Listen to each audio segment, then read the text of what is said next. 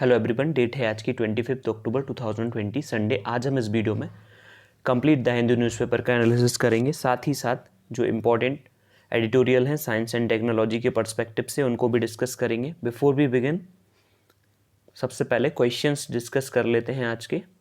So the first question is consider the following statement with respect to parliamentary privileges. अब जो first point है, it refers to rights and immunities enjoyed by the parliament as an institution and by members of parliament in their individual capacity.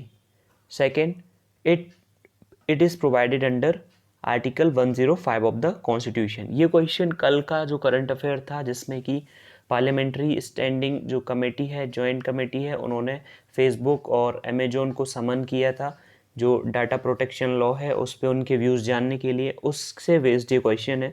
Then third, immunity to a member from any proceeding in any court in respect to anything said or any vote given by him in parliament or any committee is one of the parliamentary privileges specified in the Indian Constitution. तो आपको इसका answer बताना है comment section में। Then second one is ये foreign currency से related article है because yesterday one news came that India has all-time high forex reserve $555 billion. So first, foreign currency assets, special drawing rights, gold reserves are a part of India's forex reserve. Second, India has never featured among the top 10 countries with highest forex reserves. So इसमें से बताना है कौन सा statement incorrect है। तो ये answers आप कमेंट सेक्शन में इसके आंसर्स दे सकते हैं। वापस से न्यूज़पेपर पे आते हैं। सबसे पहला जो आर्टिकल है that is about the Gupkar alliance, जो कि ऐसा कह सकते हैं कि जो जम्मू एंड कश्मीर की जितनी भी पार्टीज़ थी आर्टिकल 370 के रिमूव होने से पहले, उस समय जो पार्टीज़ थी उन्होंने एक अलायंस बनाया है और वो अलायंस जो है उसके हेड जो हैं जो फारूक अब्दुल्ला जो वहाँ के एक्स चीफ मिनिस्टर हैं वो हैं। तो उनका कहना है कि वो आर्टिकल 370 को रीस्टोर करना चाहते हैं। नेक्स्ट जो इम्पोर्टेंट न्यूज़ है कि जो केसेस हैं उनका रिसर्जेंस हो रहा है अदर कंट्रीज़ में, यूएसए में और इंडिया में भी। अब जो विंटर सीजन है वो आने वाला है तो उसके बेसिस पे रिसर्जेंस ऑफ केसेस जो हैं बहुत ज़्यादा बढ़ सकते हैं। तो सबसे ज़्यादा जो केसेस हैं 3 कंट्रीज़ में, इंडिया, ब्राज़ील और यूएस हैं, उसमें 51% जो हैं वर्ल्ड के कोविड केसेस हैं और जो इंडिया में केसेस हैं वो बहुत ज़्यादा डिक्लाइन हो रहे हैं। हालांकि अभी जो है विंटर सीज़न इंडिया में आया नहीं है तो इसके बेसिस पे जो केसेस हैं वो उतने ज़्यादा बढ़ नहीं रहे हैं, पर धीरे धीरे वो भी बढ़ेंगे। सो लोगों को बहुत ज़्यादा अवेयर रहने की ज़रूरत है। The next one is extra interest charge to be credited by November 5. अब इशू ये है कि सुप्रीम कोर्ट ने जो रिज़र्व बैंक ऑफ इंडिया है उन्होंने लोन के लिए मॉरेटोरियम अलाउ किया था कि जो लोन है उसका जो उसको 3 मंथ्स के लिए आगे बढ़ा दिया गया है। मतलब 3 मंथ तक जो पर्सनस हैं उनको लोन पे नहीं करना है बिकॉज कोविड-19 पेंडेमिक की वजह से उनका काम वगैरह सब रुका हुआ था। फिर उस मॉरेटोरियम को 3 मोर मंथ बढ़ा दिया गया, बट फिर सुप्रीम कोर्ट ने ये ऑब्ज़र्व किया कि उसमें मॉरेटोरियम तो बढ़ा दिया बट उस मॉरेटोरियम पीरियड का जो कंपाउंड इंटरेस्ट है वो बैंक्स और एनबीएफसीज चार्ज कर रहे हैं, जो कि रिटेल बोरोवर्स और एमएसएमई से चार्ज कर रहे हैं। तो उसके बेसिस पे सुप्रीम कोर्ट का कहना था कि गवर्नमेंट इसके लिए क्या कर रही है कि जो कंपाउंड इंटरेस्ट लिया जा रहा है बोरोवर्स से उसके बारे में गवर्नमेंट का क्या करना है। तो फिर गवर्नमेंट ने जो है अलाउ किया है कि अप टू 2 करोड़ जो लोन होगा उसमें जो भी इंटरेस्ट रेट होगा, इंटरेस्ट होगा, कंपाउंड इंटरेस्ट होगा, वो कंपाउंड इंटरेस्ट गवर्नमेंट जो बैंक्स और लेंडर्स हैं दूसरे उनके थ्रू वापस से बैंक अकाउंट में ट्रांसफ़र करवा देगी।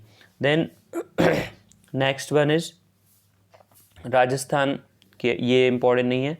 Then NRI quotas in NLUs and upfront to meritorious candidates. Issue क्या है?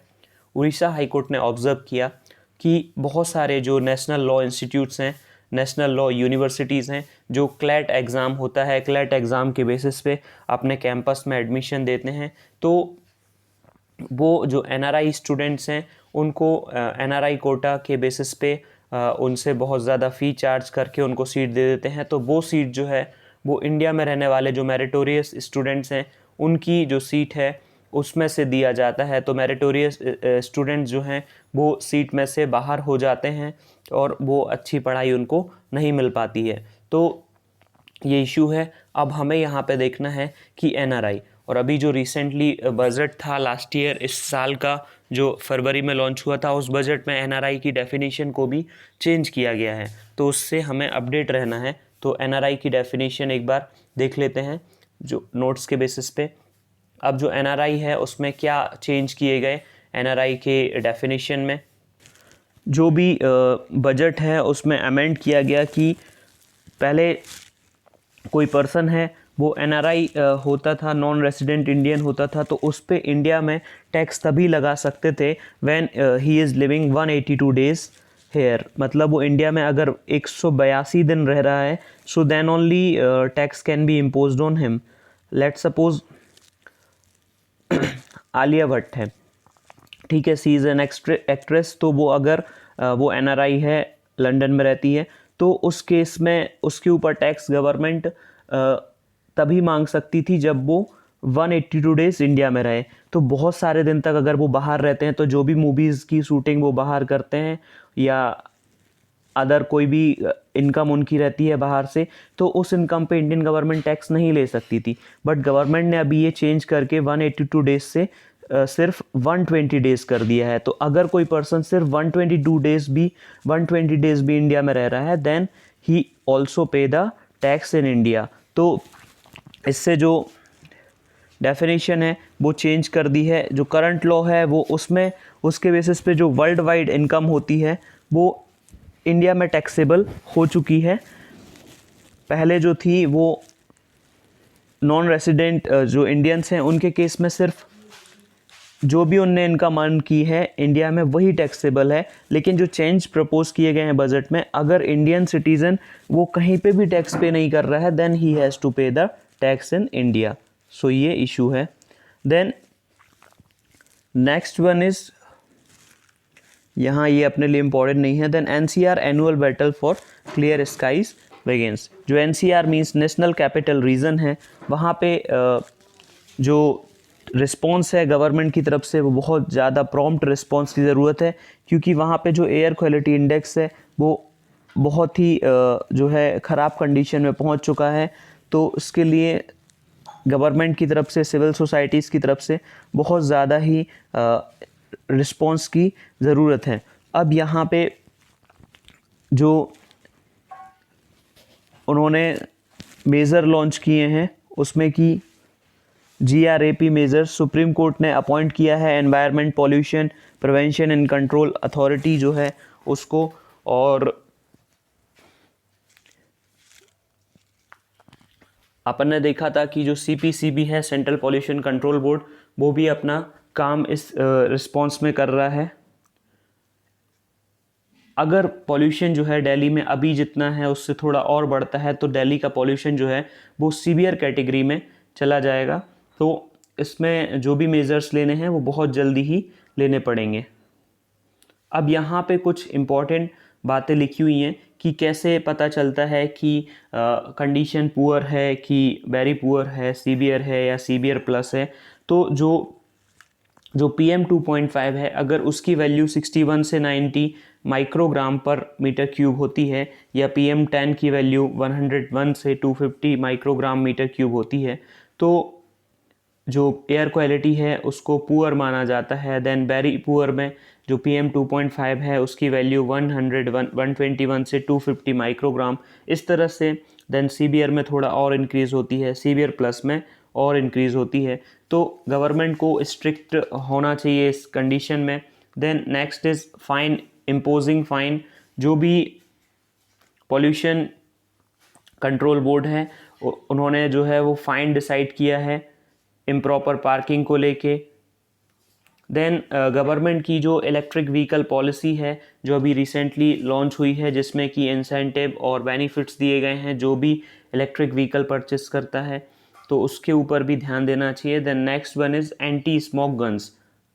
जो नेबरिंग गुरुग्राम है वहाँ पे उनकी जो अथॉरिटीज़ हैं वो एंटी स्मोक गन का यूज़ करके जो है डे एंड नाइट पेट्रोलिंग कर रहे हैं, जिससे कि वो पॉल्यूशन को कंट्रोल कर सकें। अभी गुरुग्राम में 43 जो एंटी स्मोक गन्स हैं उनका यूज़ किया जा रहा है। अब यहाँ पे अपने लिए इम्पॉर्टेंट हो जाता है कि जो सेंट्रल पॉल्यूशन कंट्रोल बोर्ड है उसका क्या प्रोरोगेटिव है, वो एक बार देख लेते हैं। यहाँ पे जो इम्पोर्टेंट बॉडी है वो सेंट्रल पॉल्यूशन कंट्रोल बोर्ड। जो CPCB है वो central pollution control board India की एक स्टैट्यूटरी ऑर्गेनाइजेशन है जो कि ministry of environment, forest and climate change के अंडर वर्क करती है। इसको 1974 में इस्टेब्लिश किया गया था। आप अगर इधर तक पहुंच गए और अभी तक वीडियो को लाइक नहीं किया है तो वीडियो को लाइक कर दीजिए, चैनल को सब्सक्राइब कर दीजिए। 1974 में इसको इस्टेब्लिश किया गया था अंडर द वाटर एक्ट। और इसके जो भी फंक्शंस और रिस्पॉन्सिबिलिटीज़ हैं वो जो हैं एयर एक्ट 1981 में दिए हुए हैं। फिर वाटर पॉल्यूशन, एयर पॉल्यूशन की डेफिनेशन जो आपको पता है। अगर आप ये नोट्स एक्सेस करना चाहते हैं तो आप ये चैनल ज्वाइन कर सकते हैं, टेलीग्राम का चैनल ज्वाइन कर सकते हैं जिसकी लिंक आपको डिस्क्रिप्शन में मिल जाएगी। यहाँ से जाके आप ये चैनल ज्वाइन कर सकते हैं। देन CPCB का जो ऑर्गेनाइजेशनल स्ट्रक्चर वो कुछ इस तरह से होता है कि उसका एक चेयरमैन होता है और एक मेंबर सेक्रेटरी और अदर मेंबर्स। जो CPCB है उसके बहुत सारे फंक्शंस हैं। वो 9 प्रोजेक्ट्स पे वर्क करती है, जैसे कि pollution assessment, research and development management, information database, pollution control technology, mass awareness. अब ये जो है एयर पॉल्यूशन को मैनेज करने के लिए डिफरेंट प्रिवेंशन एंड कंट्रोल के जो स्ट्रेटजीज़ है वो बनाती है और रिपोर्ट वगैरह भी कंपाइल करती है। नेक्स्ट जो है system of air quality and weather forecasting and research, जो एक नेशनल इनिशिएटिव है SAFAR। ये जो है वो मिनिस्ट्री ऑफ अर्थ साइंस की तरफ से इंट्रोड्यूस किया गया, जिससे कि मेट्रो सिटीज़ जो होती हैं उन मेट्रो सिटीज़ में एयर क्वालिटी को मॉनिटर किया जा सके, जिससे कि ओवरऑल पॉल्यूशन लेवल का पता लगाया जा सके। अब ये जो सिस्टम है वो इंडिजिनसली डेवलप्ड है, मींस इंडिया में ही डेवलप किया गया। Indian institute of tropical metrology Pune ने डेवलप किया और इसको यूज़ करता है इंडियन मेट्रोलॉजिकल डिपार्टमेंट। इसमें एक जाइंट LED होती है जो LED रियल टाइम के बेसिस पे एयर क्वालिटी के बारे में इंफॉर्मेशन प्रोवाइड करती है। इसका जो अल्टीमेट ऑब्जेक्टिव होता है वो जनरल पब्लिक को अवेयर करना अबाउट जो पॉल्यूशन के डिफरेंट एस्पेक्ट्स हैं, उनसे जो हार्मफुल इम्पैक्ट है जो लोगों की लाइफ पे पड़ता है उससे उनको अवेयर करना, ये इसका अल्टीमेट एम है। जो ये ऑर्गेनाइज करते हैं डिफरेंट ड्राइव जिससे कि लोगों को अवेयर किया जा सके। Then SAFAR is an integral part of India's first air quality early warning system operational in India. अब इसमें क्या क्या वो मेज़र करते हैं, सबसे जो पहला पैरामीटर्स है temperature, rainfall, humidity, wind speed, wind direction, UV radiation, solar radiation, ये चीज़ें मेज़र करते हैं। और मेजर जो पॉल्यूटेंट्स वो मॉनिटर करते हैं उसमें PM 2.5, PM 10, ozone, carbon monoxide, carbon dioxide, sulphur dioxide, benzene, toluene, xylene and mercury, ये सारे जो हैं उनको ये सारे पॉल्यूटेंट्स जो हैं इनको मेज़र किया जाता है। नाउ नेक्स्ट वन इज़, यहाँ पे अपने लिए इम्पोर्टेंट न्यूज़ नहीं है, कोई भी इम्पोर्टेंट न्यूज़ नहीं है इसमें से, सारी जो हैं वो पॉलिटिकल न्यूज़ है। ये भी जो पॉलिटिकल न्यूज़ होती हैं वो हमें डिस्कस नहीं करना होती है, उससे आपका जो इम्पोर्टेंट टाइम है वो वेस्ट हो जाता है। जो भी न्यूज़ है, पॉलिटिकल न्यूज़ है अगर, तो उसको बिल्कुल भी डिस्कस नहीं करना चाहिए। Then next one is Kerala's move to bar CBI draws flak. अब इशू क्या है, जो केरल में गवर्नमेंट है लेफ्ट पार्टीज़ की, उन गवर्नमेंट का एक ऑर्गेनाइजेशन है जो कि लाइफ मिशन, वो स्टेट एजेंसी है।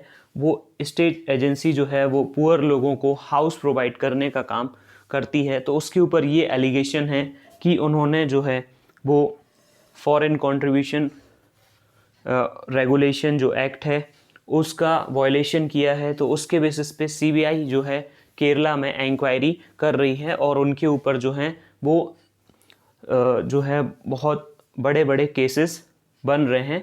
तो इसके बेसिस पे जो केरला है उन्होंने जो है proposed move by Kerala government to withdraw the general consent given to central bureau of investigation. तो जो केरला की गवर्नमेंट है उन्होंने जो भी सेंट्रल ब्यूरो ऑफ इन्वेस्टिगेशन को अपनी कंसेंट दी थी, अपनी सहमति दी थी कि वो केरला में आके इन्वेस्टिगेशन कर लें, वो सहमति उन्होंने जो है अब वापस ले ली है कि अब जो सीबीआई है वो केरला के टेरिटरी में जाके इन्वेस्टिगेशन नहीं कर सकती विदाउट प्रायर परमिशन। तो ये जो है वो, और जो अदर स्टेट्स हैं उन्होंने भी ऐसा ही किया। अभी रिसेंटली महाराष्ट्र ने, उसके पहले वेस्ट बंगाल, आंध्र प्रदेश, राजस्थान भी ये कर चुका है। तो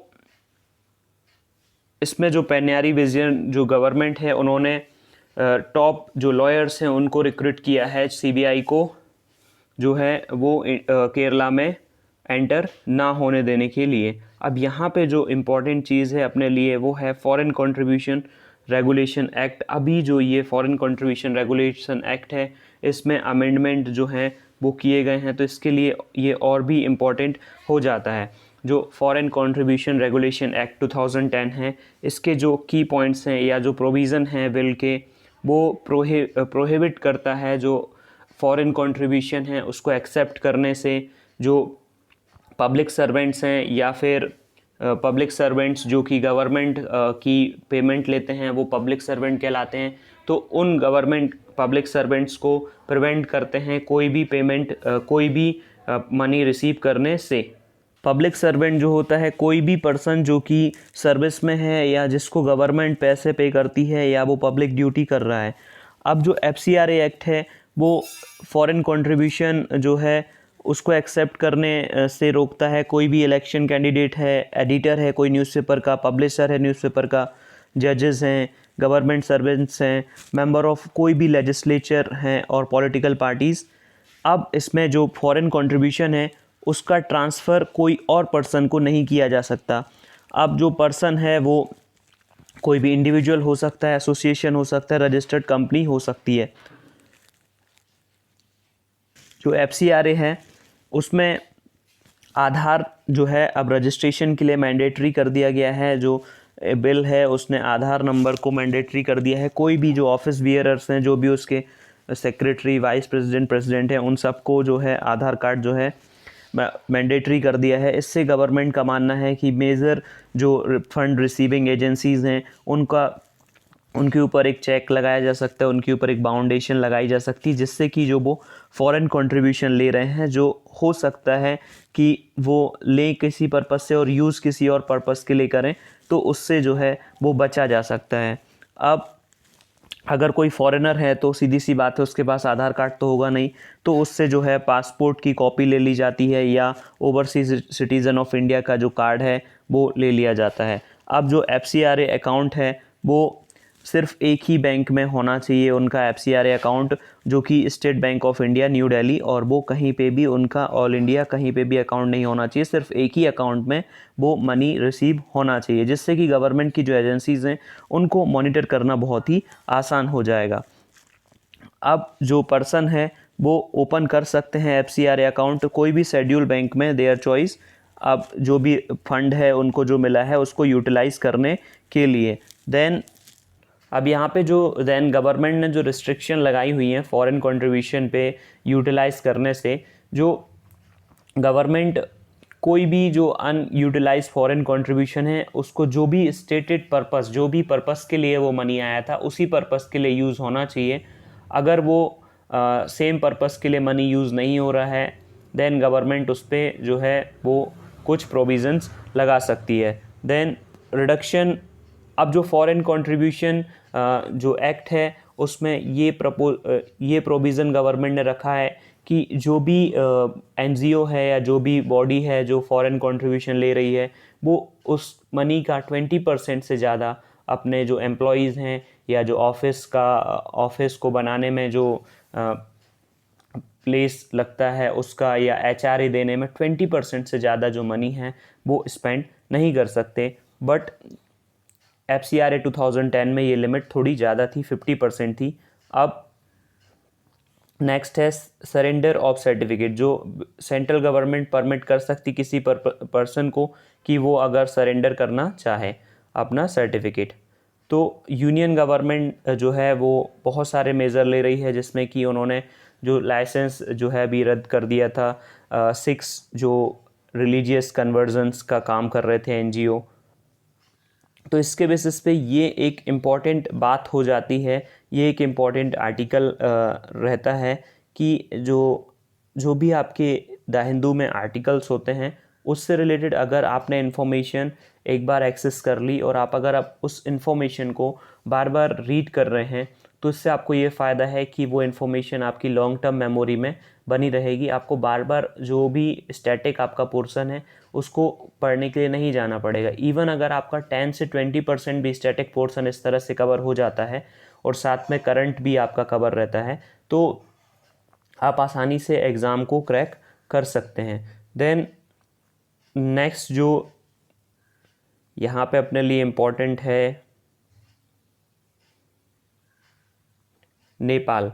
जो नेपाल है उसने कल डिस्कस किया था हमने, फ्रंट पेज पे न्यूज़ थी कि नेपाल ने जो नेपाल के जो प्राइम मिनिस्टर ओली हैं उन्होंने जो इंडिया को ग्रीटिंग्स दी हैं दशहरा की, उसमें उन्होंने जो है ओल्ड इंडिया के मैप, जो नेपाल का ओल्ड मैप है जिसमें कि कालापानी, लिपुलेख और लिम्पियादुरा जो है उस रीजन की बात नहीं है, उस मैप के थ्रू उन्होंने इंडिया को ग्रीटिंग्स दी हैं। तो इससे लोगों का मानना था कि जो नेपाल है वो जो है उसने जो अपना क्लेम है जो इंडियन टेरिटरी पे कर रहा था वो ख़त्म कर दिया है। बट नेपाल का कहना है कि नेपाल हैज़ नॉट डाइल्यूटेड काला पानी क्लेम। अब नेपाल ने जो काला पानी, लिपुलेख और लिम्पियादुरा जो रीज़न है उसका जो क्लेम है उसको ख़त्म नहीं किया है। उनका कहना है कि ये सब बिकॉज ऑफ टेक्निकल फॉल्ट ये सारी चीज़ें हुई और उनके जो प्राइम मिनिस्टर हैं उन्होंने ओल्ड जो मैप है उसको आगे ला दिया। अब नेक्स्ट जो PM इनार्गुरेट 3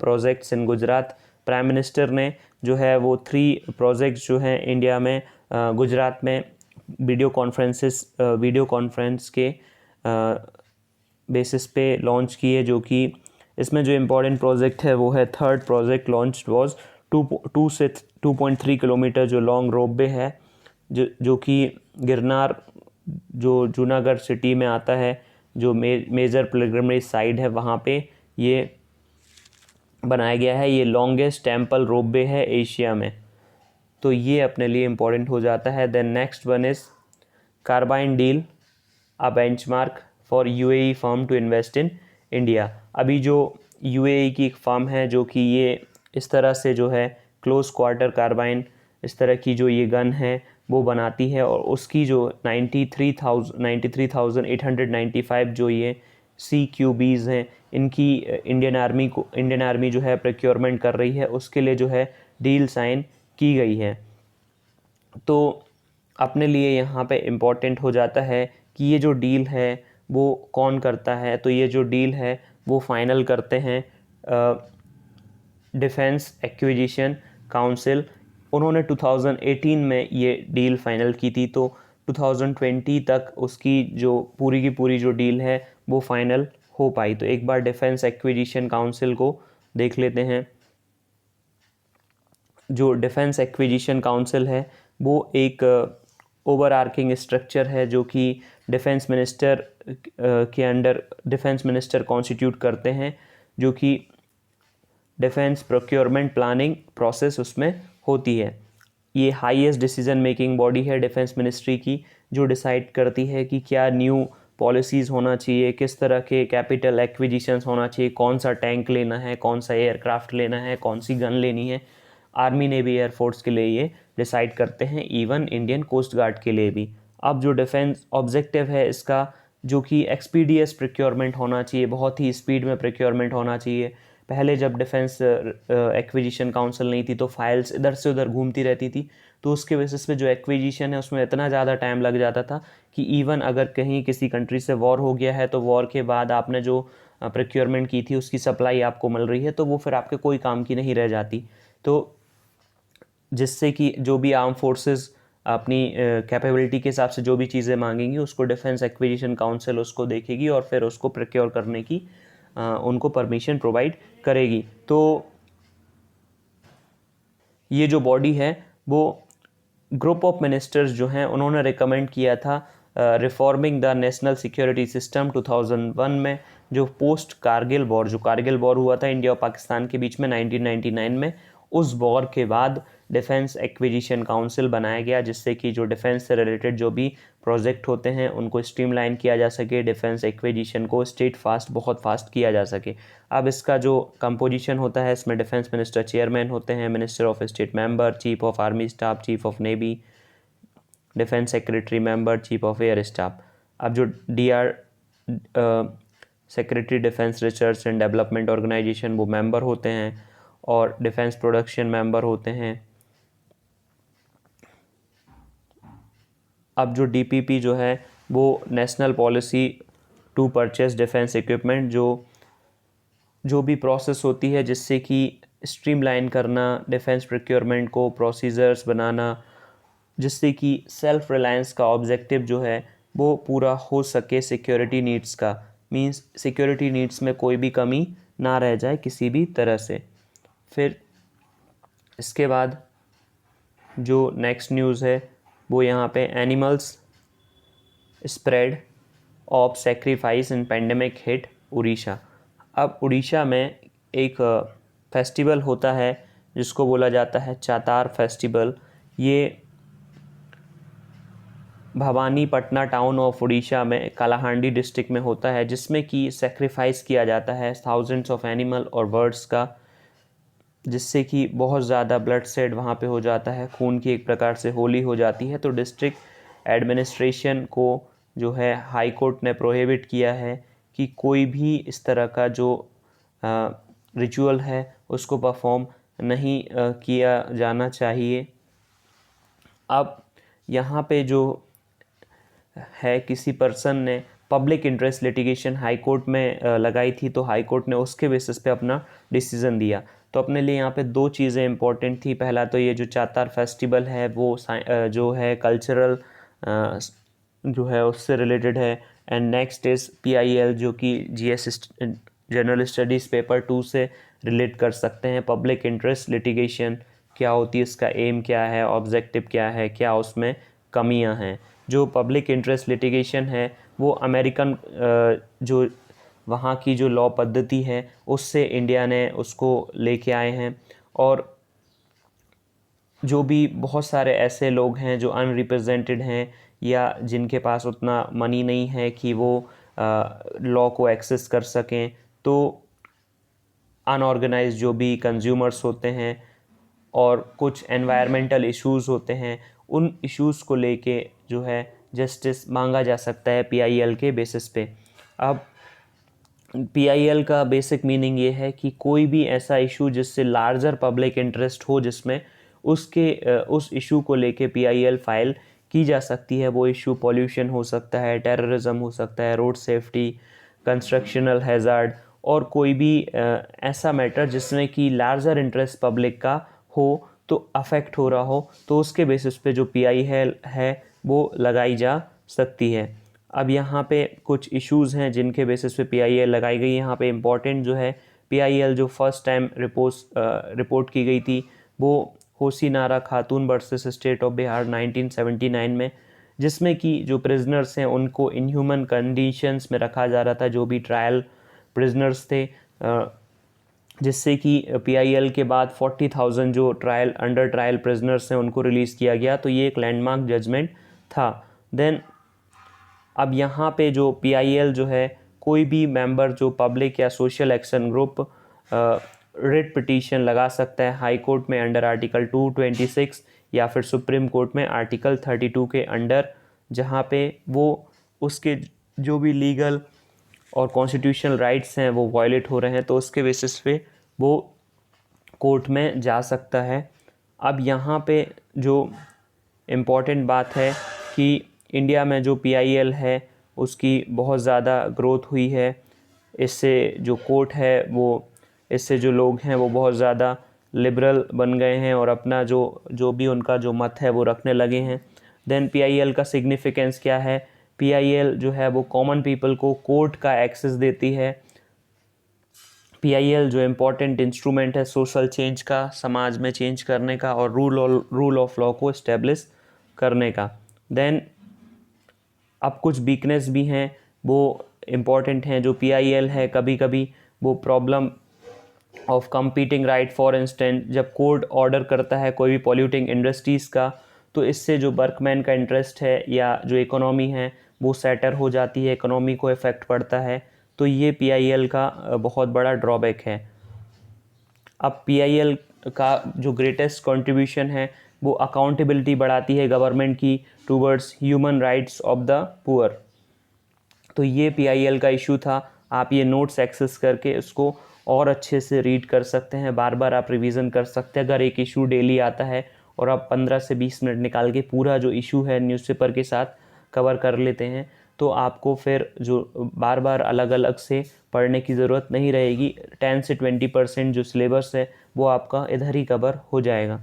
then next is outlook bleak for Himalayan brown bears. जो हिमालयन ब्राउन बियर्स हैं वो उनका जो हैबिटेट है वो बहुत ज़्यादा ही डिक्लाइन हो रहा है और 2050 तक जो उनका हैबिटेट है वो मेसिवली डिक्लाइन हो जाएगा। जो हिमालयन ब्राउन बियर है वो लार्जेस्ट कार्निवोर्स है जो कि हिमालय में रहता है। और ये जो है जूलॉजिक सर्वे ऑफ इंडिया ने ये रिसर्च की, जिन्होंने ये प्रेडिक्ट किया कि 73% ऑफ जो बियर हैबिटेट है वो 2050 तक एंड हो जाएगा। अब जो हैबिटेट है उससे हैबिटेट जो है वो प्रोटेक्टेड एरियाज़ का भी हैबिटेट जो है वो लॉस हो रहा है और 2050 तक वो कम्प्लीटली उनके लिए अनइनहेबिटेबल बन जाएगा, जहाँ पे वो रहने लायक नहीं रहेगा। अब जो नेक्स्ट इम्पॉर्टेंट न्यूज़ अपने लिए है that is US allies welcome Israeli Sudan deal but Iran Palestine cry foul. तो जो सूडान है उसने US इज़राइल से अभी अपने जो टाइज़ हैं उसको नॉर्मलाइज कर लिया है। ये जो थर्ड कंट्री है उस रीजन की जिसने कि अपना जो टाइज़ है वो ठीक कर लिया है इज़राइल के साथ।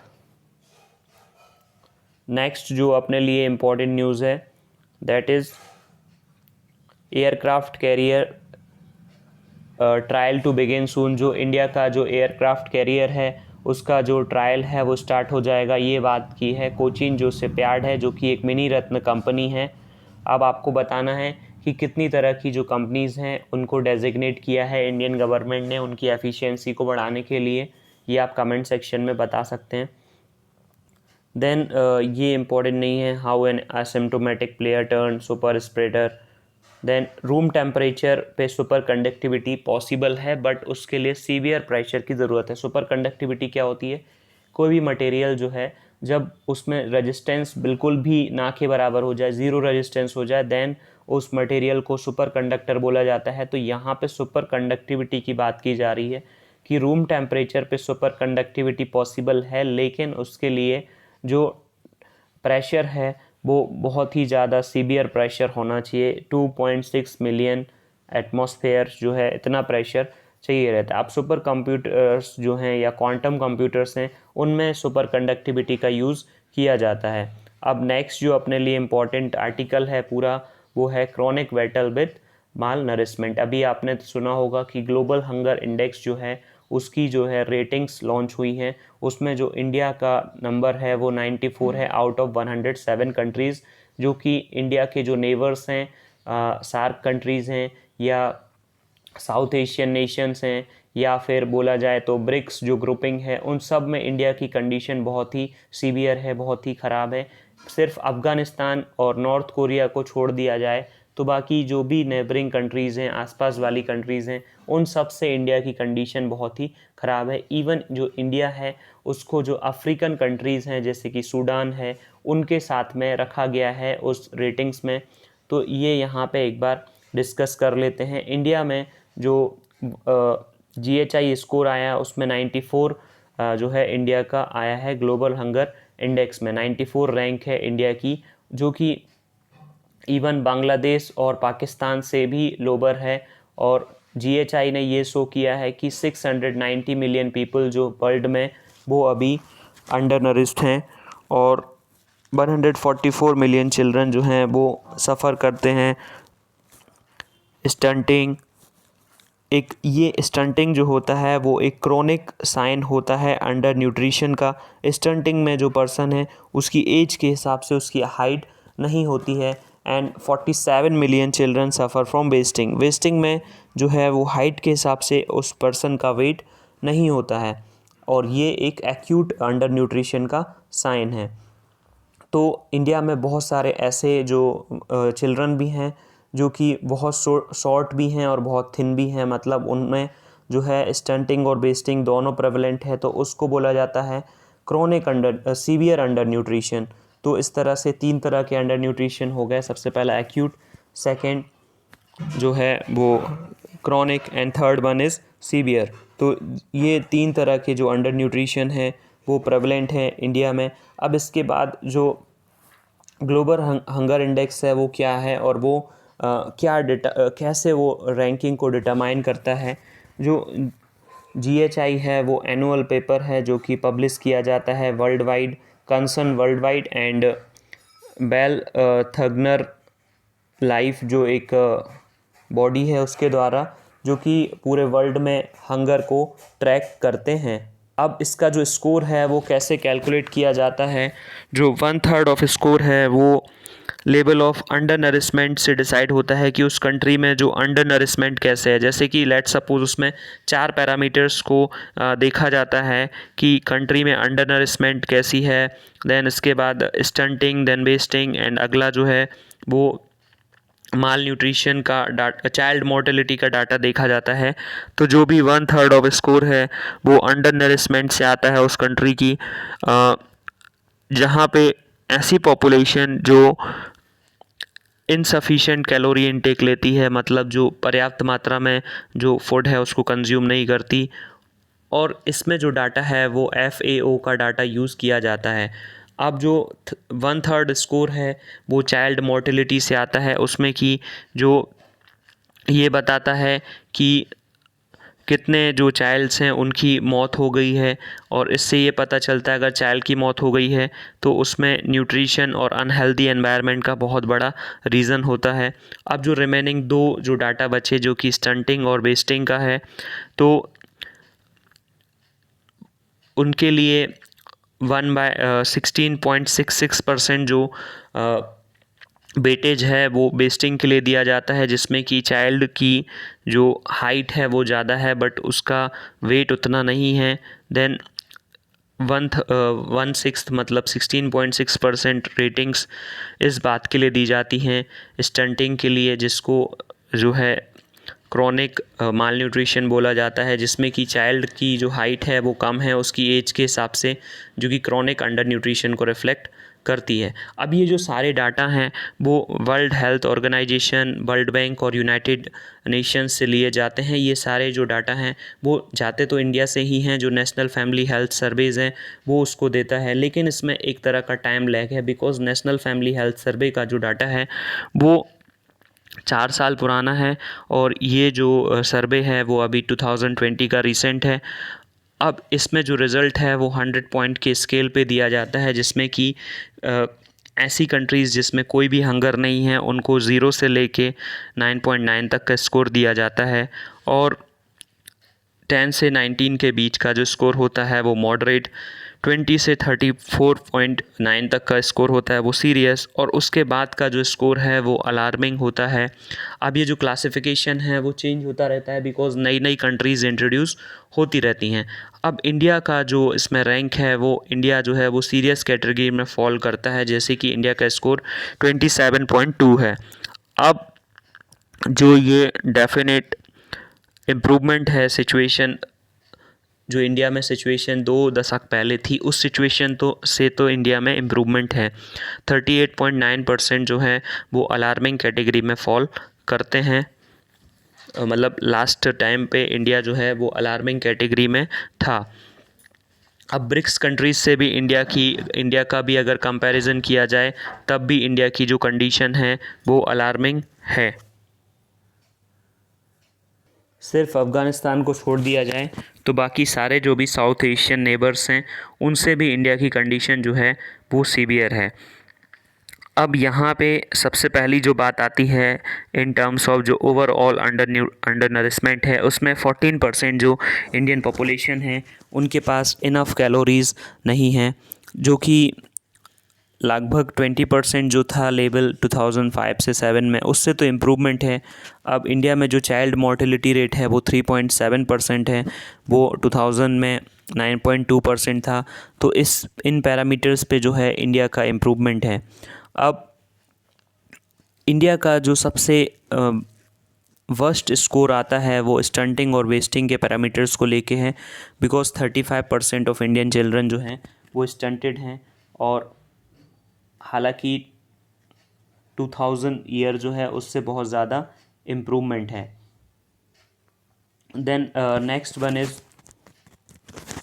कि हंगर के बेसिस पे जो है इंडिया की कंडीशन बहुत ही ज़्यादा ख़राब है, लेकिन जो एनालिस्ट हैं उनका कहना है कि इंडिया में जो सीज़नल हंगर बहुत ज़्यादा होती है, बिकॉज़ जब एग्रीकल्चर सीज़न नहीं होता तो उस केस में जो हंगर होती है वो नेशनल फैमिली हेल्थ सर्वे के डाटा में रिकॉर्ड कर ली जाती है। अब लेकिन जो कॉम्प्रिहेंसिव नेशनल न्यूट्रिशनल सर्वे है वो 17.3% जो रेट ऑफ वेस्टिंग शो कर रहा है। इसका मतलब उसका भी data same level of condition India में शो कर रहा है। देन नेक्स्ट इम्पॉर्टेंट जो कंडीशन है कि what is the main cause of such high levels of child stunting and wasting in India. अब चाइल्ड की जो स्टंटिंग है या वेस्टिंग है उसमें आखिर ऐसा क्यों होता है कि उन्होंने जो रिसर्च की उसके बेसिस बताया कि जो चाइल्ड वेस्टिंग है साउथ एशिया या पुअर नेशन ऑफ अफ्रीका में, कि वहाँ पे जो बेबीज़ हैं वो हेल्दी होते हैं बर्थ के बाद, लेकिन जैसे जैसे वो थोड़े से बड़े होते हैं तब उनमें जो अंडर नरिशमेंट है वो स्टार्ट हो जाता है आना। और साउथ एशियन बेबीज़ होते हैं वो बहुत हाई लेवल्स ऑफ वेस्टिंग वो शो करते हैं अपनी लाइफ में, मतलब उनकी जो हाइट है वो बहुत कम होती है, फिर बाद में वो बढ़ती है। इससे पता चल रहा है कि जो कंडीशन है वो बहुत ख़राब है। फिर इसके बाद फैक्टर्स हो सकते हैं जैसे कि चाइल्ड मैरिज की वजह से मैरिज बहुत जल्दी हो जाना और अर्ली प्रेगनेंसी, ये भी कंडीशन हो सकती है। फिर 42% जो एडोलेसेंट गर्ल्स हैं जिनकी एज 15 से 19 ईयर्स हैं उनमें जो है वो लो बॉडी मास इंडेक्स होता है, वाइल 54% जो हैं उनको एनीमिया है। 27% जो गर्ल्स हैं उनको लीगल एज तक पहुंचने से पहले ही उनकी मैरिज कर दी जाती है। तो ये सारी कुछ कंडीशंस हैं जिसकी वजह से ये ऐसी कंडीशन आ रही है। और नेक्स्ट इम्पॉर्टेंट चीज़ है पुअर सैनिटेशन, जिससे कि डायरिया वगैरह होता है और इससे भी डेथ हो जाती है। अब यहाँ पे एक इम्पॉर्टेंट कंडीशन ये है कि ये जो डाटा है वो 2014-15 का डाटा ही अभी यूज़ किया जा रहा है। अगर गवर्नमेंट ने नेशनल फैमिली हेल्थ सर्वे 5 कर लिया होता जल्दी तो उसकी जो रिपोर्ट्स है वो यूज़ की जा सकती हैं। साथ में सेंट्रल गवर्नमेंट जो है उन्होंने बहुत सारे इम्प्रूवमेंट किए हैं। इवन इंडिया जो है वो फूड सरप्लस एक कंट्री है जहाँ पे जो फूड है अभी सरप्लस में है, लेकिन रिसेंटली अभी डाटा आया था, उस डाटा में ये बताया कि रूरल इंडिया जो है वो उसमें 1 आउट ऑफ जो 4 पर्सन है वो इतना अर्न नहीं करते हैं कि वो इवन एक जो प्योर जो थाली है जिसमें कि वो सारे न्यूट्रिएंट्स हों वो एक्वायर कर सकें। तो हालांकि गवर्नमेंट ने बहुत सारे जो प्रोग्राम्स हैं जैसे कि पोषण अभियान, स्वच्छ भारत अभियान होने की वजह से जो है ओपन डेफेकेशन जो है वो फ्री हो गया, लेकिन फिर भी अभी जो कंडीशन है वो उतनी अच्छी नहीं है, क्योंकि किन कंडीशंस पे जो गवर्नमेंट को वर्क करना है, food insecurity, poor sanitation, inadequate housing, limited access to health care, जिससे कि इंडिया में जो ये कंडीशंस हैं उसको इम्प्रूवमेंट किया जा सके। अब इसके बाद यहाँ पे ये यूएस इलेक्शन के बेसिस पे है तो बाद में। देन नेक्स्ट स्पोर्ट्स से रिलेटेड न्यूज़ है। Thank you very much. आज के लिए इतना ही।